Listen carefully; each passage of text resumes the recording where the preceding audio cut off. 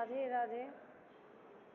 এই যে আমরা অনেকের ধারণা আছে যে হরি মন্দিরে যায়, হরি নাম করে, প্রসাদ পায়, কৃষ্ণ নাম করে, হয়ে যায়।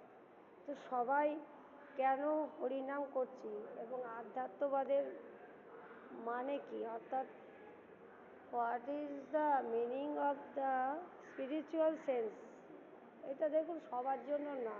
আজকে বলছেন যে এই যে মানুষ মারা যায়, একটা একটা করে জন্ম জন্ম তার পোশাক পরিবর্তন হচ্ছে, অর্থাৎ আমরা কে, আমাদের পরিচয় কি, আমরা আত্মা। আমরা আমাদের নামটা যে হরি নামটা দেওয়া কাকে দেওয়া হয়, দেহকে না আত্মাকে? তো আত্মার বারে বারে পোশাক চেঞ্জ করে 84 লক্ষ পরে আমরা মানব জন্ম হয়েছি। তো মানব জন্মের উদ্দেশ্য হচ্ছে কি, যে জনম সফল করো, করো পরোপকার, অর্থাৎ আগে সফল করতে হবে জনম, তারপরে আপনি পরোপকার করবেন। তো মহাপ্রভু বলছেন যে ভারত ভূমিতে জন্ম হইল যাহার, জীবন সার্থক করো, করো করো। তো আপনারা সবাই আধ্যাত্মিক সেন্সটা কি জানুন, আধ্যাত্মিকতা কাকে বলে জানুন, কেন মানুষ এখানে আসে, এইখানে কেন হরিনাম করতে আসে এবং জনম জনম মুক্ত হওয়ার জন্য। এবং আমাদের এই আজকে জন্মাষ্টমী উৎসব হচ্ছে, জন্মাষ্টমীতে সবাই আমরা হরিনাম করছি। জন্মাষ্টমী হরে কৃষ্ণ কৃষ্ণ কৃষ্ণ হরে হরে, হরে রাম রাম রাম হরে।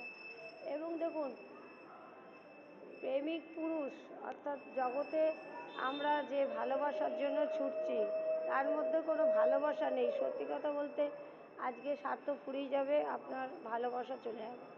কিন্তু প্রেমিক পুরুষ কাকে বলে? প্রেমিক পুরুষ হচ্ছে যিনি সকলের চিন্তা করেন এবং সকলের জন্য ভাবেন, পশু পাখি গাছপালা।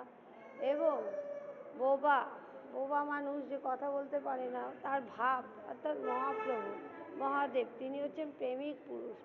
জগন্নাথ স্বামী নয়নপথগামী ভব তুমি, অর্থাৎ হে জগন্নাথ, তুমি নয়ন পথে উদিত হও এবং আমাদের সেই শুভ চিন্তা শুভ বুদ্ধি, আমাদের শুভ চিন্তা শুভ বুদ্ধি উন্মেষ করো। রাধে রাধে।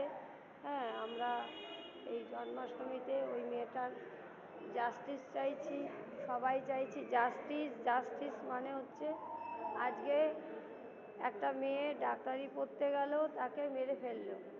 তো আজকে দেখুন বাইরের জগৎ খুব বাজে হয়ে গেছে, সেখানে হিংসা লোভ ক্রোধ এগুলো কেন হচ্ছে সেগুলো জানুন, আধ্যাত্মবাদ জানুন। রাধে রাধে।